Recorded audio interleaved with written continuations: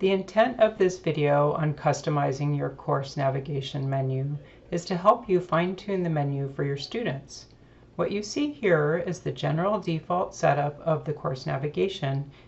In this student view of the course, you can see that by making some simple changes, the navigation is streamlined for students. So rather than leaving the default setup, I recommend that you make some changes in order to make it more effective for your students. In order to confirm what the students can and cannot see in the course navigation menu, click on Home and then click on Student View on the right or down below, depending on how wide your browser window is open. And in the Student View, you can see that these are the items that are currently visible to students.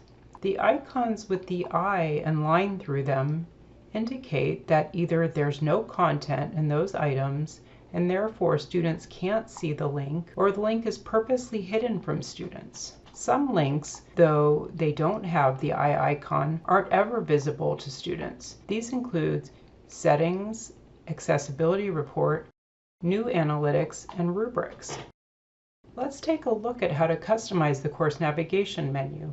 First, click on Settings on the menu.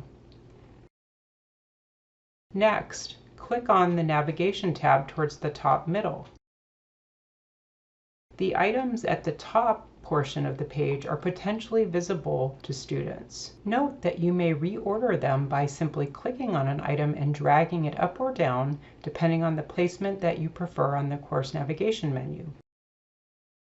You may also click on the three-dot menu across from the item you wish to move and choose Move, which brings up another little window in which you can click to move either before other items, after other items, or to the bottom. So I'll click before, and then I can choose to move the modules item to right before assignments and click Move. If you scroll to the bottom of the page, you'll find the items that are not enabled. Some will still not be visible even after enabling them, and others will. It depends on the function of those items. For example, if you wish to enable the use of Lockdown Browser on quizzes, you'll need to move that item up to the top section that we were just working on. Students won't ever see that link, but it's necessary to enable it in order to use it. In order to hide or disable an item on the course navigation menu, you would go over to that item and you can drag and drop it to the lower area, or you can click on that three-dot menu and click Disable or even Move. When you click Disable, it automatically drops that item in the lower part of the screen, meaning that it's no longer available to students. And then when you're done reordering and organizing your course navigation menu, be sure to click Save at the very bottom so that all those changes will stick. Next, I'm going to make some recommendations for what to keep visible to students and what you might choose to hide. These are suggestions and may or may not suit your own course. I'll try to give enough information in order for you to make informed decisions about each of the items. At a minimum, I would recommend making the following links available to students: announcements, syllabus, modules, and grades.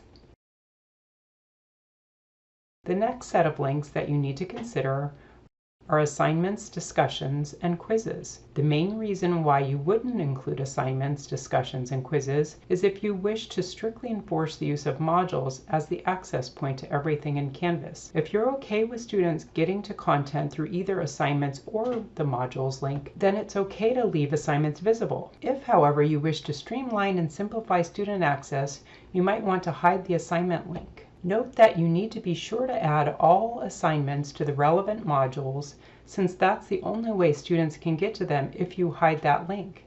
The same goes for discussions and quizzes.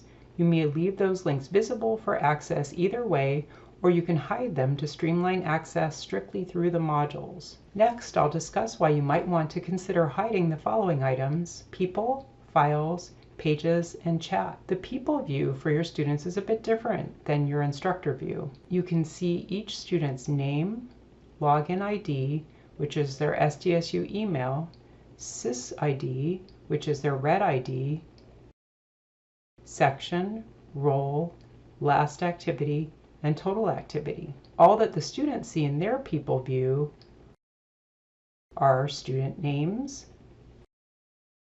the sections they're in, and their role in the course. If for any reason you do not wish for students to see that information, I highly recommend hiding the People link from the course navigation menu. Some reasons you might wish to hide this information include if you have a combined course with multiple sections and you don't wish for students to see membership in other sections in the course, or you might also wish to make it harder for students to contact the whole class based on the view of the whole student roster. Conversely, if it's a small class or one in which it's okay to show that information, then you may choose to keep that link visible to students. As for files, this is a link to all of your course files. It's highly recommended that you hide this link and only provide the specific files you wish for students to access directly through modules. Otherwise, if you have images or charts or other files that you might not wish for them to see, such as ones that you use in quizzes, and you leave that file link available, students can click around in files and see them whenever they wish. Pages is another link that I would highly recommend not making visible to students. Unlike modules,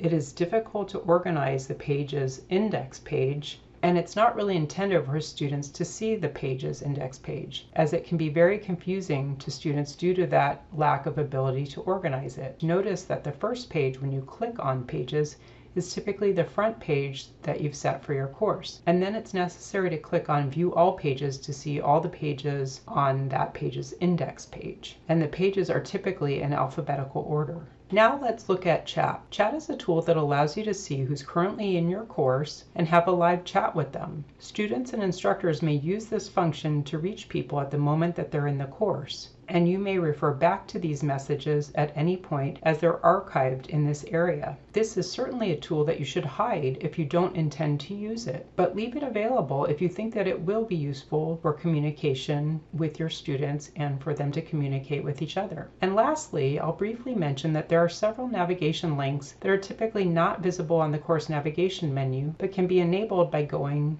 to Settings and then Navigation.